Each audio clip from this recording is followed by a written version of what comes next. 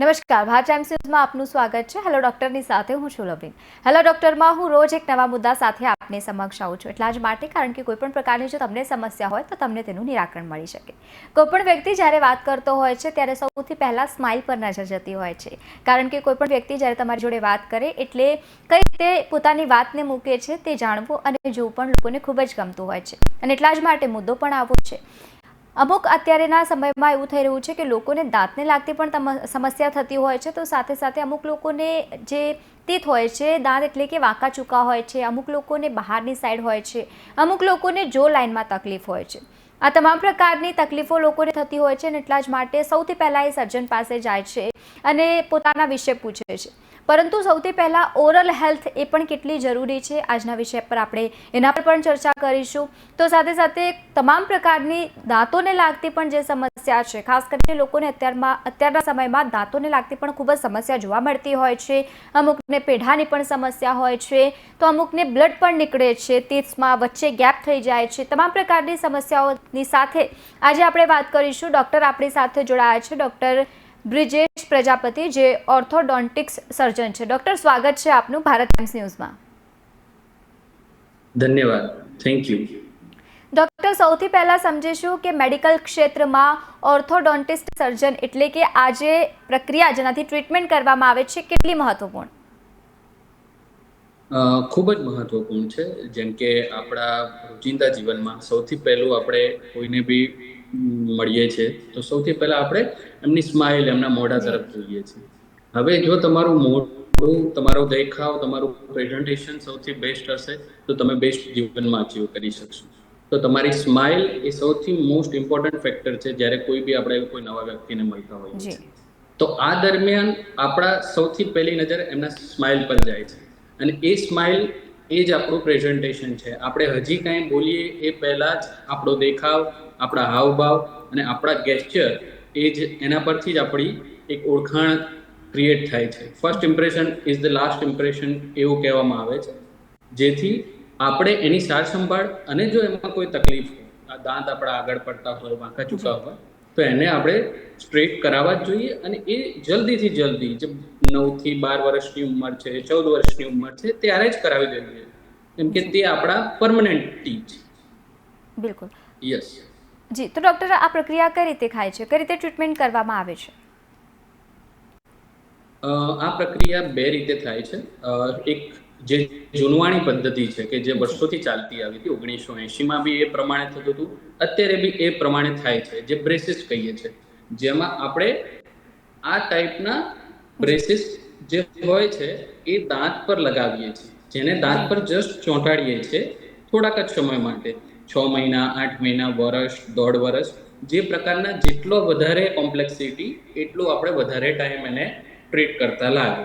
હવે જેવી ટ્રીટમેન્ટ પૂરી થઈ જાય પછી આપણે આ બ્રેસિસ નીકાળી દઈએ છીએ અને તેને એક નિકલ ટાઇટેનિયમ નાઇટાઇટ શેપ મેમરી વાળા વાયરથી આપણે કનેક્ટ કરીએ છીએ કે જેથી વાયર લાઇટ ફોર્સ અપ્લાય કરે છે ટીથ પર અને ટીથ નેચરલી, કુદરતી રીતે એ પોતાના સ્થાનથી હલીને આપણે જે ડિઝાયર મુવમેન્ટ જોઈએ છે, જે ડિઝાયર સ્થાને જોઈએ છે, જે સ્માઇલ પરફેક્ટ કરવા માટે, એ પરફેક્ટ કરવા માટે આ આપણે લગાવીએ છીએ. બરોબર.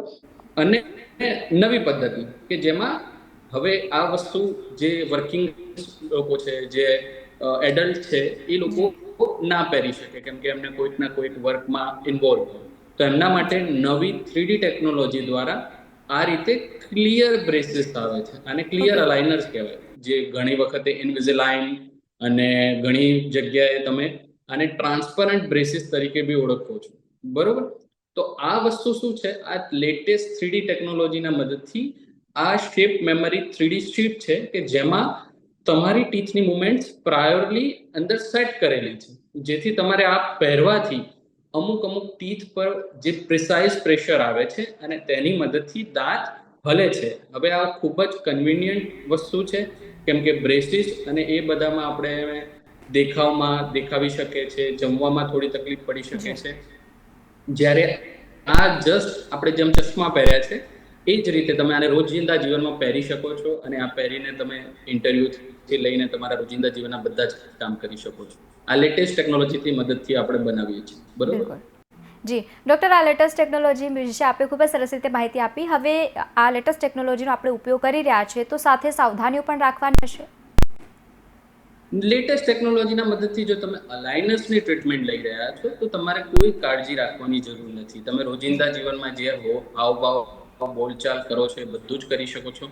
તમને મન ભાવતું ખાઈ બી શકો છો, જમી બી શકો છો. ક્યાંય કોઈ રોકટોક છે નહીં. ફક્ત આને એક જ 22 કલાક સુધી, દિવસમાં ફક્ત 22 કલાક સુધી પહેરી રાખવા પડે. આને ત્યારે જ રિમૂવ કરવાનું છે જ્યારે આને આપણે જમવા માટે ફૂડ ઇન્ટેક કરવાનું છે. બાકી આને કરવાનું રહેતું નથી. આ અંદર જ આપણે કસ્ટમાઇઝ બનેલા હોય છે, એટલે કે દરેક પર્સન ટુ પર્સન આ કસ્ટમાઇઝ 3D પ્રિન્ટિંગથી બને છે, જેથી એ એના જે દાંત છે એનામાં ફિટ થઈ જાય છે અને પછી એ આખો દિવસ પહેરી શકે છે. બિલકુલ બિલકુલ ડૉક્ટર, અત્યારે લોકોને વિઝડમ ટીથને લાગતી ખૂબ જ સમસ્યા જોવા મળતી હોય છે. અમુક લોકોને એવું થાય છે કે વિઝડમ ટીથ આવે અને ખબર બી નથી પડતી, તો અમુક લોકોને એવી રીતે આવે છે કે એ લોકો હેરાન પરેશાન બહુ થાય છે, ખાસું એવું પેન પણ થતું હોય છે. યસ, હવે વિઝડમ ટૂથ, હવે આ રિસન્ટલી વિઝડમ ટૂથના કેસીસ રાઇઝ થયા છે. એનું એક મહત્વનું કારણ છે આપણી ચ્યુઇંગ હેબિટ અને આપણું ઇવોલ્યુશન. જો સાઇઝ નાની હોવાના લીધે શું થાય છે કે અમુક વાર જે આપણો થર્ડ મોલર છે, જેને આપણે જનરલી વિઝડમ ટૂથ તરીકે ઓળખીએ છીએ, એ અમુક વાર જો સાઇઝ નાની હોવાને બદલે પૂરેપૂરો આવતો નથી, અથવા ત્રાંસો અથવા વાંકો આવે છે. જેમ કે તમને આ અહીંયા દેખાશે, આમાં તમને જોવા મળશે કે આ ટીથ વાંકો આવેલો છે. તો હવે જ્યારે બંને આપણે ચાવવાની કોશિશ કરીએ છીએ ત્યારે આ જે ટીથ છે ત્યાં પ્રેશર આવે છે, એટલે એના પેઢા છે ત્યાં ખાવાનું ફસાઈ જતું હોય છે, જેના કારણે ત્યાં પેઇન અથવા ત્યાંથી બ્લડ નીકળવું અથવા અવાડું ફૂલી જવું અથવા પેઢું ફૂલી જવાના બી કમ્પ્લેન ઘણા લોકો કરતા હોય છે. તો આ 18 થી 21 વર્ષ સુધીમાં તમારી ડાપણની ડાળ ફૂટી શકે છે, તેથી જ એને ડાપણની ડાળ કહેવામાં આવે છે.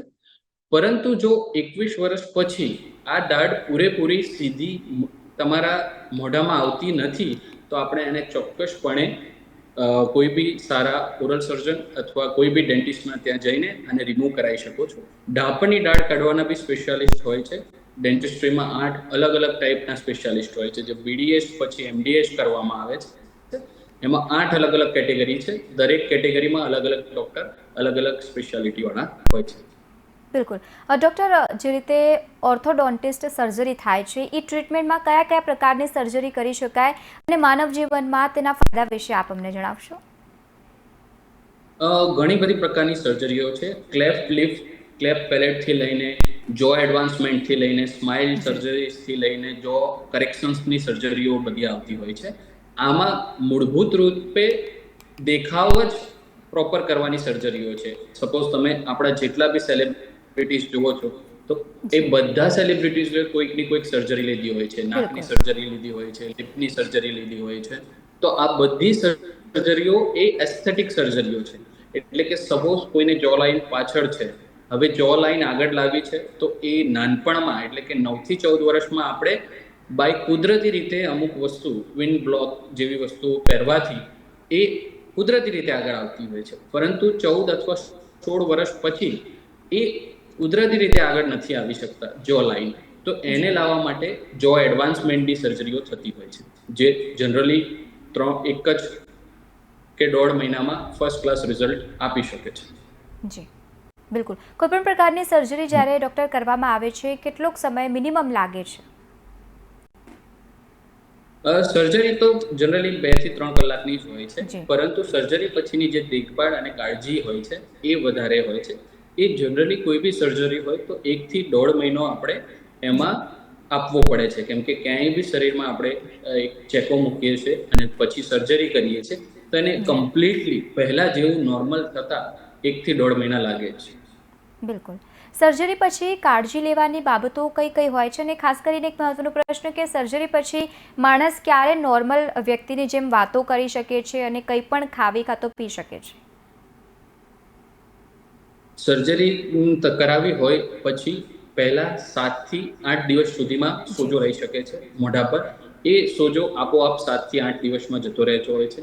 પેઇન માટે દવાઓ આપેલી હોય છે, જે દવાઓ રેગ્યુલર ટાઈમ પર લેવાથી કોઈ આડઅસર, કોઈ તકલીફ થતી નથી. અને કમ્પ્લીટલી પહેલા જેવું બધું જ ફ્રીલી ખાઈ શકે એના માટે 1 થી 1.5 મહિનો થઈ શકતો હોય છે. બરોબર. જી બિલકુલ.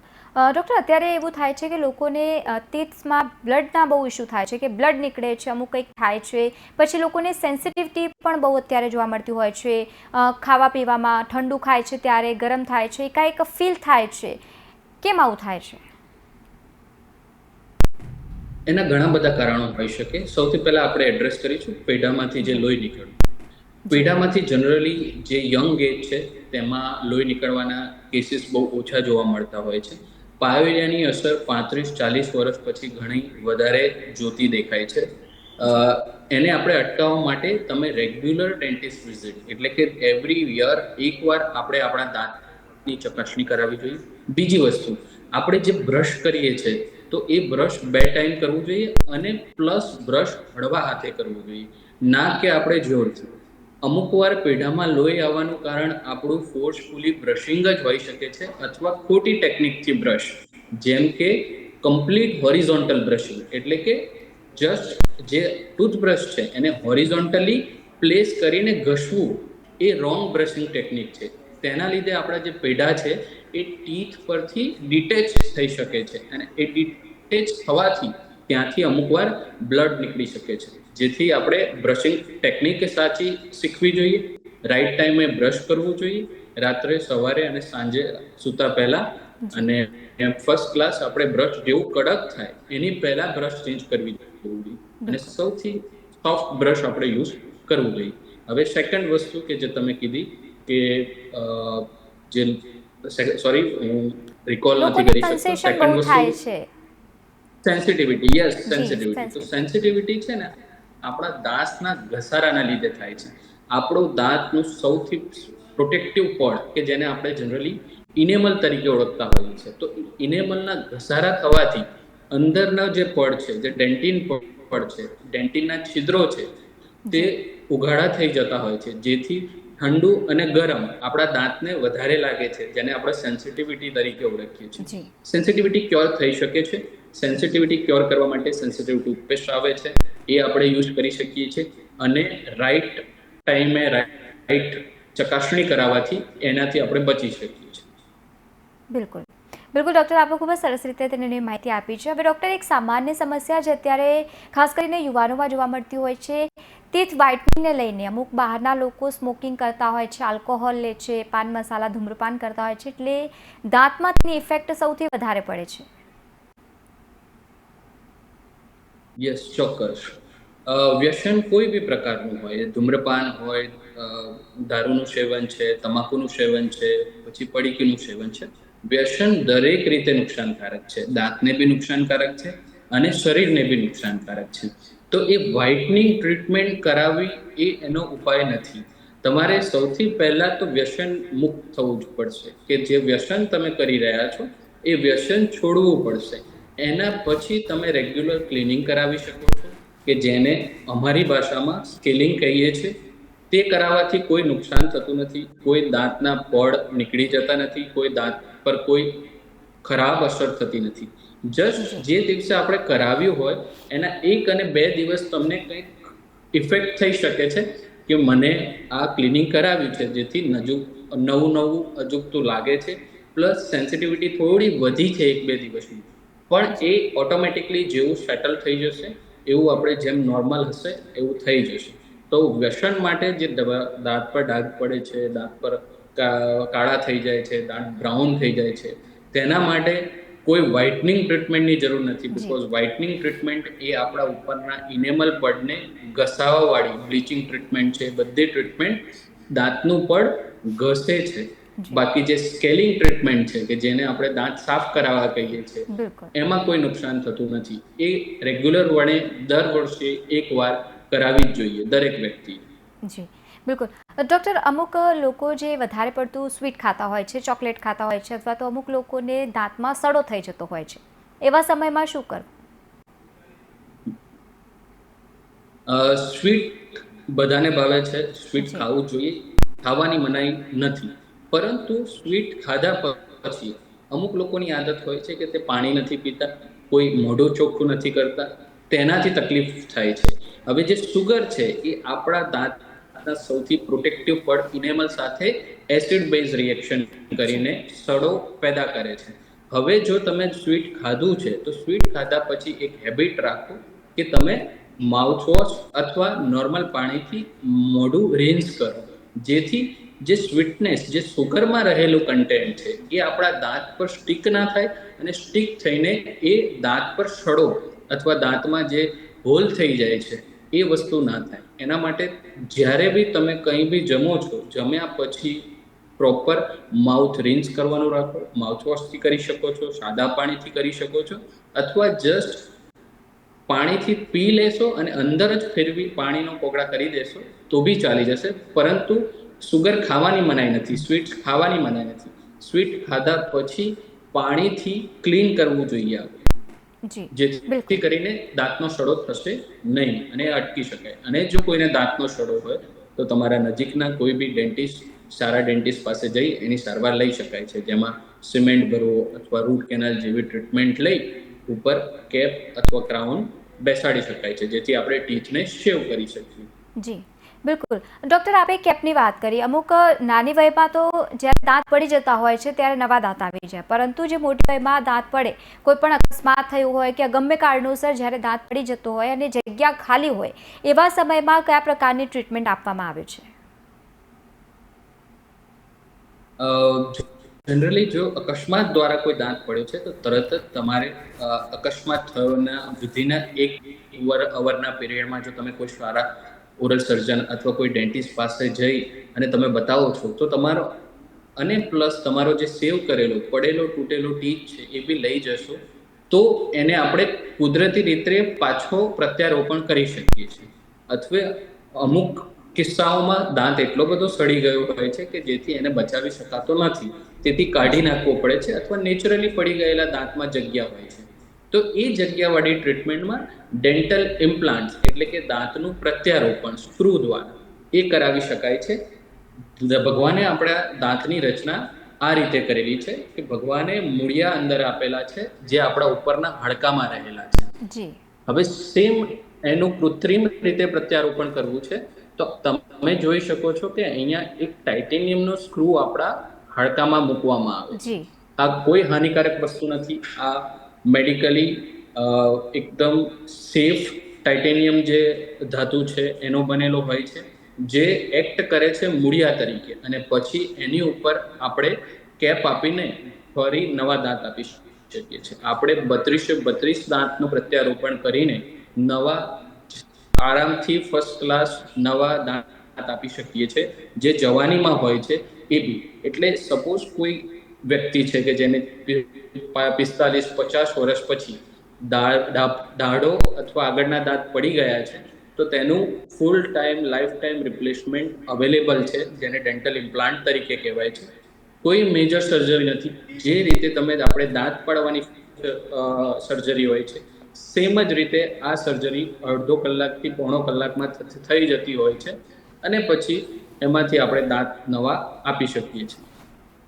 બિલકુલ ડૉક્ટર, આપે ખૂબ જ સરસ રીતે અમારા દર્શક મિત્રોને માહિતી આપી. હવે આપ અમારા દર્શક મિત્રોને એ પણ મેસેજ આપો કે ઓરલ હેલ્થ એ અત્યારના સમયમાં કેટલી જરૂરી? ઓરલ હેલ્થ ખૂબ જ જરૂરી છે. આપણે શરીરના દરેક અંગો માટે કંઈક ને કંઈક પ્રોસિજર લેતા હોઈએ છીએ. આંખોની સાર સંભાળ માટે, સ્કિનની સાર સંભાળ માટે, હેરની સાર સંભાળ માટે. તે જ રીતે દાંત આપણા મહત્વનું અંગ છે શરીરનો. એના માટે તમારે એવરી 6 મંથ અથવા 1 યર કોઈ ડેન્ટિસ્ટની વિઝિટ લઈ રેગ્યુલર ચેકઅપ કરાવો, રેગ્યુલર ક્લીનઅપ કરાવો. દરેક મહિને 1.5 મહિને તમારું બ્રશ ચેન્જ કરી રાખો, અથવા લાઈફમાં જે છે એવરી ડે 2 ટાઈમ બ્રશ કરવાની આદત પાડો. જમ્યા પછી કોગળા કરવાની આદત રાખો કે જેથી જમેલું કોઈ દાંત વચ્ચે ફસાઈ ના રહે.